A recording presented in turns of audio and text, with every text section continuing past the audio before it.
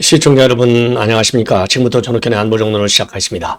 여러분들 잘 아시다시피 김호중 후폭풍이 만만치 않습니다. 그리고 김호중 이거 조남관이가 변호사잖아. 이거 치사한 인간이네요. 아니 경찰에서 기고할 때 말이죠. 이거 언론에 공개하게 놔뒀다. 비공개로 귀가하도록 했어야 되는데 그러니까 경찰에 조사 받을 때는 비공개로 해서 논란이 많았지 않습니까. 이거 조남관이라고는 전관 변호사를 쓰는 바람에 이렇게 됐다라고 됐는데 그래서 이제 배우 이선균 씨하고 비교가 많이 됐어요.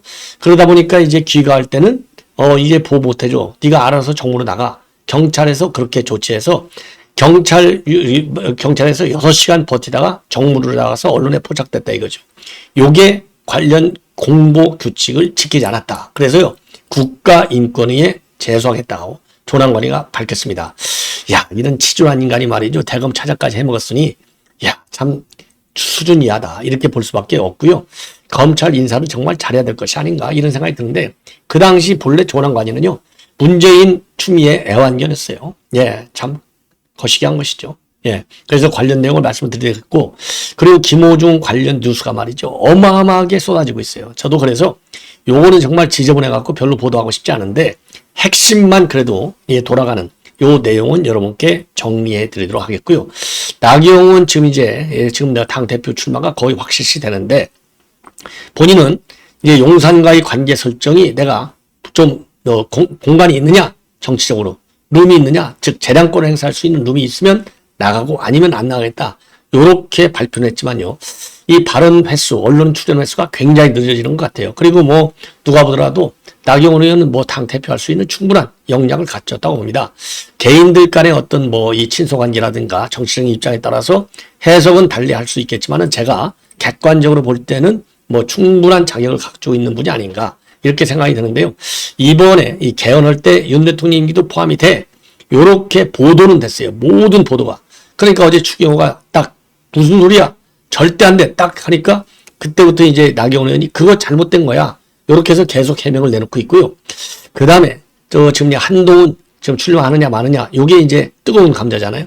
나 같으면 진심으로 조언하는 건데 안 나오겠다라는 입장을 밝혔습니다. 자 그리고 권력구조 개혁 이거는 반드시 해야 된다. 이런 얘기를 했는데요. 이제 TV조선의 유튜브 방송하고 인터뷰를 통해서 밝힌 내용 자세하게 좀 전해드리도록 하겠고 오늘 이제 TV조선 인터뷰에서 밝힌 내용 중에 주목할 것은 친윤이냐 비윤이냐 반윤이냐 딱 그러니까요.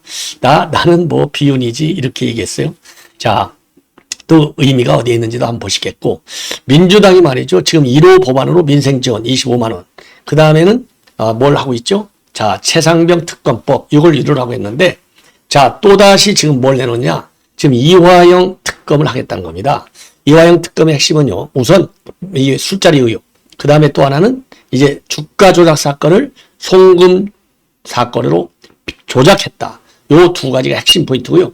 검찰을 대대적으로 털겠다라고 작심하고 나왔는데 요게 이성윤이 작품입니다. 이성윤과 민현배. 요것들이 국회의원이라고 배치 달고 4년을 좀 눈 뜨고 봐야 되니 정말 미치고 환장을 일으네요. 이런 인간들. 자, 그래서 요 내용도 여러분께 말씀을 드리도록 하겠고, 마지막으로요, 한동훈 위원장이 열이 바짝 나 있을 것 같아요. 총선 백서 특위에서 오늘 장동혁을 2시간 20분 면담했어요.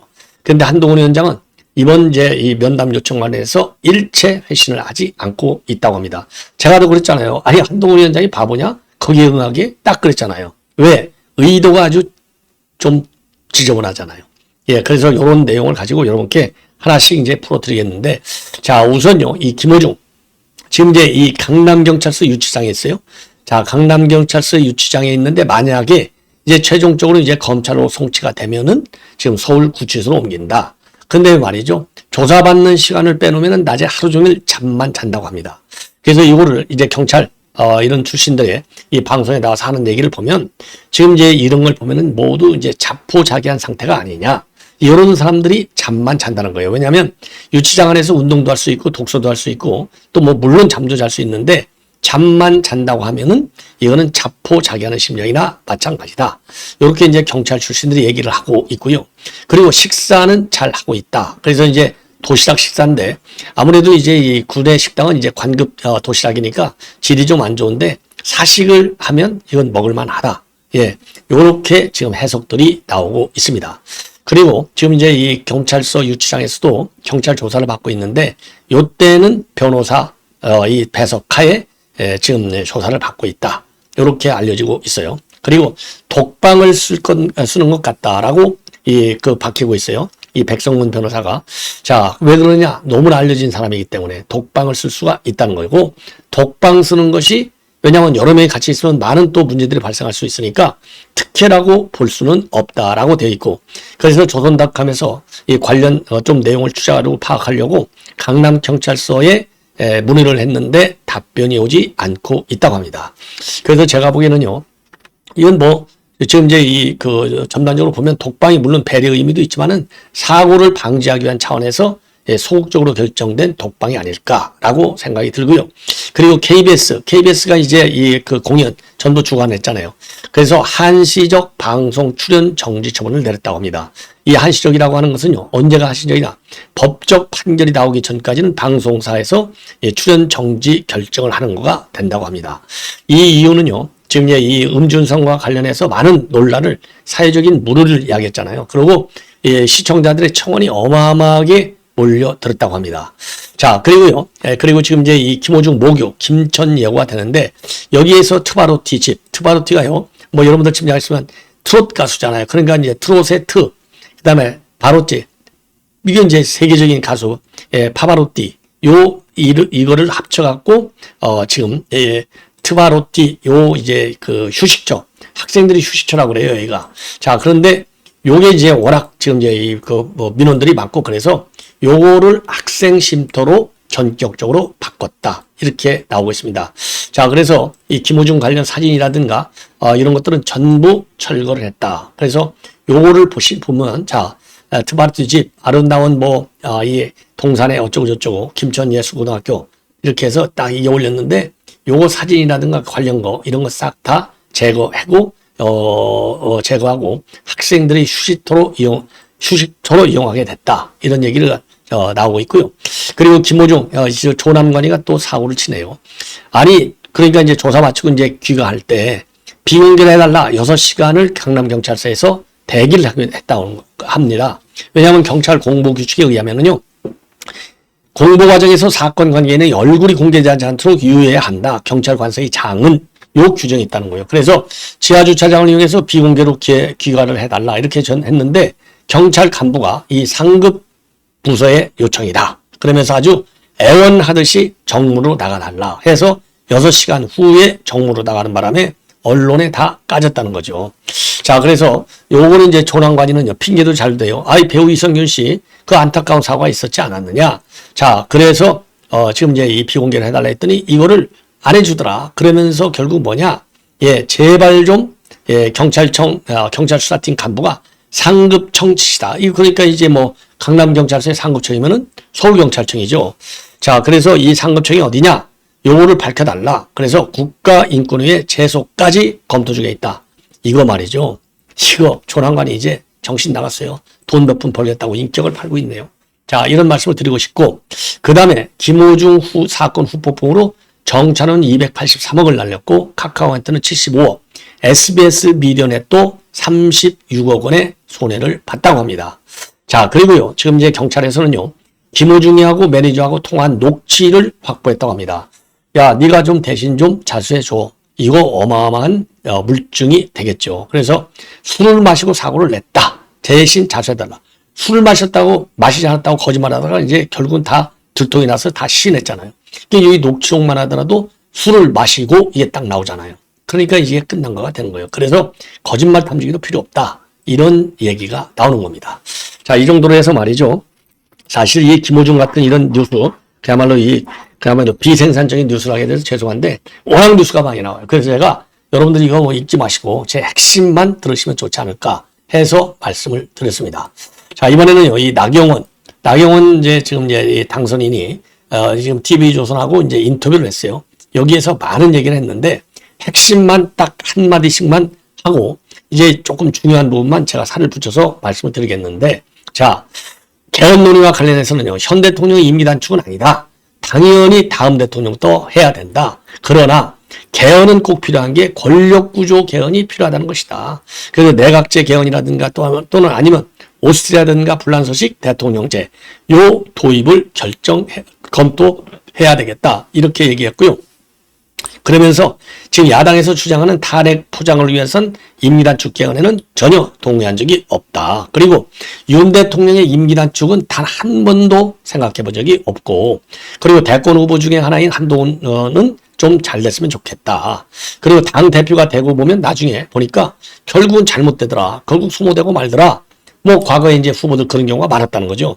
그래서 진정으로 한동훈을 조언하는 입장에서 내가 그렇게 얘기하는 것이다. 이렇게 밝혔어요.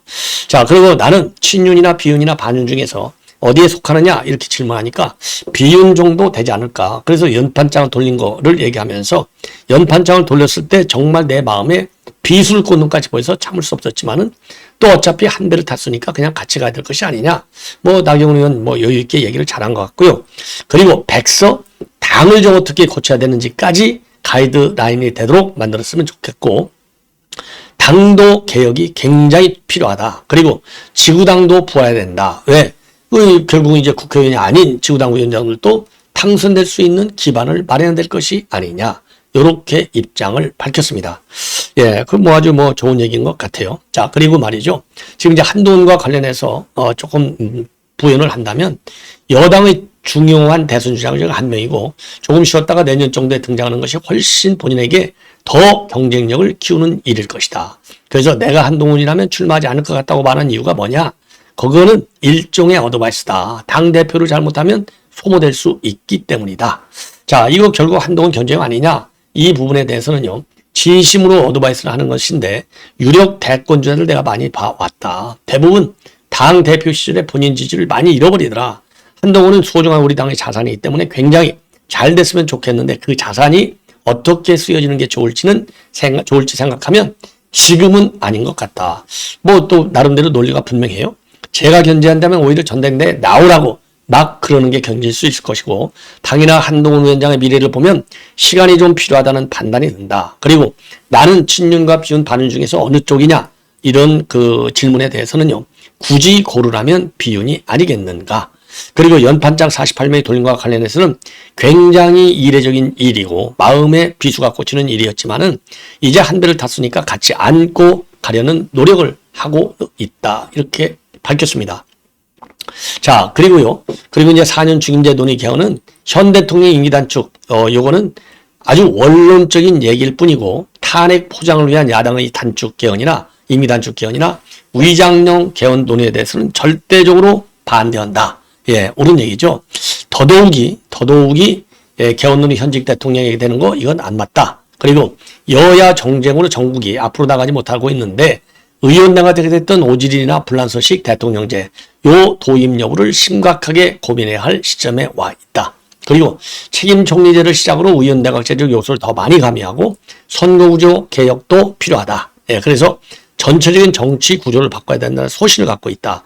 이 과정에서 개헌 논의가 이루어질 텐데 현직인 대통령 임기 단축을 시도하는 야당의 탄핵 주장은 논의의 대상 자체가 될 수 없다는 것이 확실한 저의 입장이다. 개헌을 하면 다음 대통령도 정형되는 것이 아주 당연한 이치다. 이렇게 부연 설명을 하고 있습니다. 자, 이 정도로요. 이거는 뭐 제가 더 이상 설명드리지 않아도 너무나 여러분들 잘 아시는 내용이고요. 근데 어제 여하간 언론 보도상으로 보면 현 윤 대통령의 임기 단축을 포함한 모든 가능성을 열어놔야 된다. 이렇게 얘기했어요. 그러면 이제 나경원 지금 당선인의 지금 이 발언 내용을 보면은 어제 모든 언론이 다 이제 오버했다는 얘기거든요. 자, 그런데 뭐 어쨌든 뭐 법도 말이죠. 신법 우선의 원칙이 있거든요. 그러니까 나중에 얘기하는 이 나경원의 발언이 맞다. 이렇게 뭐 해석할 수밖에 없는 것이 아닌가. 예. 뭐 언론에서 또 이제 오보도 많이 하고 또 앞뒤 자르고도 보도 많이 하니까 말이죠. 예. 근데 뭐 나경원의 이제 평소의 성품으로 보면 무슨 좀 악심을 갖고 흑심을 갖고 그렇게 발언하는 분은 아니다라고 하는 점에서 뭐 진정성을 우리가 받아줘야 될 것이 아닌가. 이런 생각이 들고요. 그 다음에 민주당이 말이죠. 지금 이제 이 대북 송금 사건에 대한 특검을 꺼내 들었습니다. 자, 22대 국회와 관련해서 새로운 특검 한 7, 8개가 되는데 그 중에 일본으로 들어온 거나 마찬가지예요. 이 최상병 특검이야 이미 진행되고 있는 거고 요거는 바로 뭐냐 이재명의 죄를 인정하는 거와 마찬가지예요. 왜? 대북 송금 사건 지금 6월 7일 날 이 선고가 있어요. 여기서 아니 15년을 구형했어요. 이거 뭐 아무리 안 받아도 5분의 1만 해도 3년이 넘잖아요. 그러면 중죄를 저지른 게 마찬가지고 거기에 이재명이가 공범으로 돼 있습니다. 공동 피의자. 그리고 유창훈이도 아니 부지사가 하는 것을 지사가 몰랐다는 게 말이나 되는 겁니까? 이건 상식적으로도 이해할 수 없습니다. 딱 그렇게 얘기했잖아요. 그러니까 유창훈이의 이 판서 그러면서 당신은 당 대표니까 방어권을 좀 줄 필요가 있어. 예, 딱 이렇게 얘기했잖아요. 그러니까 대표가 아니었으면 이거 그냥 구속영장 가는 거예요. 구속영장 갔으면 이거 이재명이 끝난 겁니다. 그런데 이 좌파 판사들 그러니까 김명수가 말이죠. 이 좌파 정치인들을 지금 한두 명 살려낸 게 아니에요. 자, 이러다 보니까 이제 이거를 뒤집으려고 별의별 작전을 다 썼잖아요. 심지어 이화영 부인까지 재판에 출석시키고 변호사를 싹 다 바꿔버리고 예. 그러다가 나중에는 이것도 안 되고 저것도 안 되니까 해당 검사 고발하고 그것도 저것도 안 되고 그러니까 이제 술판 의혹을 벌이고 술판 의혹을 벌였는데 수원지검에서 샅샅이 반박하니까 도망가지 못하니까 지금은 이제 뭘로 나왔느냐? 특검으로 나오는 겁니다. 그러면 술판 의혹 특검만 하느냐? 아니올시다요. 여기 특검에는 뭘 하느냐? 이제 이게 특검으로 간다. 그래도 이게 전혀 그 야당 그러니까 이재명 측 민주당 측 입장을 우리 국민들이 안 받아주잖아요. 그러니까 이제 어떻게까지 갔어요. 이거 대북 송금 사건이 아니고 본래는 쌍방울그룹의 주가 조작 사건이야. 국가라고 짜고 말하지 주가를 갖다가 붕 띄워갖고 그 돈 말하자면 김성태가 써먹으려고 한 거야. 주가 조작 사건으로 변질시켰어요. 이렇게 주가 조작 사건을 갖다가 왜 대북 송금 사건으로 둔갑시켰느냐. 이런 식으로 검찰 수사에 조작을 지금 부각시키고 있어요. 이거 수원지검에서 이거 강력히 반박했지 않습니까? 예. 자, 그러다 보니까 이게 이제 하나도 안 먹히잖아요. 그러니까 이제 이거를 아까 술판 의혹하고 대북 송금 사건을 갖다가 송금 사건 주가 조작 사건을 이게 뒤집은 거다. 이런 식으로 해서 요 두 가지를 특검으로다가 하겠다는 겁니다. 그래서 검찰을 탈탈 털겠다는 거예요. 이 법안은 누가 만들었느냐? 이성윤이가 만든 겁니다. 그래서 요 이성윤이 발언을 보면은요, 특검법은 김성태의 대북 송금 사건 전체에 대한 재수사를 핵심으로 한다. 그러면서 이 김성태가 송금 과정에서 주가 조작을 했다는 의혹도 당연히 포함될 것이다. 자, 그러면서 말이죠. 술자리 회유 의혹도 당연히 수사 범위이고 특검이 검찰을 대상으로 직접 수사하는 첫 번째 특검법 사례가 될 것이다. 이렇게 밝히고 있어요. 그리고 이 대책 단장은요, 지금 민영배인데, 민영배도 말이죠. 지금 북한의 조선 아태위하고 쌍방울, 나노스의 합의문이라는 게 분명히 있고, 그 합의문에 대북 송금이 왜 이루어진가 나온다. 검찰이 이것을 뜬금없이 이재명의 방북 표현하고 엮고 있는 것이다. 완전히 왜곡시키고 있어요. 그래서 지금 여러분들 말이죠. 지금 이성윤이가 그랬잖아요. 검찰을 대상으로 한 대대적인 첫 번째 특검이 된다고 그랬는데, 특검을 추진한 이 의원들, 가짜 허위 뉴스잖아요. 이거 반드시 법적으로 소송을 제기하라. 법적 조치를 취하라. 이렇게 주장하고 있습니다. 예. 그리고 말이죠. 이게 이제 이게 중요한 특검법 중에 하나고. 그래서 지금 이제 22대 국회가 열리면 제일 빨리 이거를 특검법을 만들어서 통행시키겠다는 겁니다. 그 다음에 김용민이가 지금 검찰개혁 태스크포스의 단장으로 돼 있는데 7월 3일 날 말이죠. 검수완박 시즌2 입법안을 내겠다. 자, 이렇게 입장을 밝히고 있습니다. 자, 이거 완전히 말이죠. 민주당 이거 개판치고 있는 거예요. 자, 이게 국회의원이 하는 짓거리가 바로 이 정도밖에 안 된다. 이렇게 말씀을 드리고, 마지막으로 한동훈 위원장이 열이 지금 바짝 나 있다. 그래서 지금요, 장동혁이가 오늘 2시간 20분에 걸쳐서 조정훈이하고 면담을 가졌어요. 이 면담. 이거 그러니까 이제 왜 참패했느냐 이거죠. 자, 그러면서 본인은 사무총장으로서 너무나 잘 알기 때문에 허심탄회하게 얘기를 다 해줬다. 자, 그리고 조정훈이도 지금 수긍 가는 부분이 상당히 많더라. 이렇게 얘기했고, 그리고 이 장동혁이는 뭐 덕담한 거죠. 본인이 얘기할 수 있는 것은 충분히 다 했고, 이 백서를 잘 만들 것이다. 그리고요, 한동훈 위원장 면담이 필요하다는 얘기를 오늘 또 조정훈이가 얘기했습니다. 계속해서 노력하겠다. 예, 이렇게 얘기를 했지만은요, 아직까지도 한동훈 위원장 일정을 확정하지 못했다. 자, 그래서 정해진 시간까지는 일단 회신이 없으면 어쩔 방법은 없다라고 되어 있습니다. 자, 그리고요, 이 장동혁은 반기를 듣고 있어요. 용어 부적절하다. 백서투기가 무슨 특검이냐? 예. 물러난 당 대표를 면담하고 백서를 집행한 적도 있느냐? 없지 않느냐? 예. 요렇게 입장을 밝혔습니다. 자, 그래서 지금 이제 조정훈이가 욕을 바가지를 먹고 있다는 점 여러분들 잘 아시죠? 당연히 한동훈, 제가 한동훈이라도 응하지 않죠. 예. 자, 이렇게 해서 본 방송 마치겠고, 이어지는 제 방송 여러분들의 많은 시청 부탁드리겠습니다. 대단히 고맙습니다.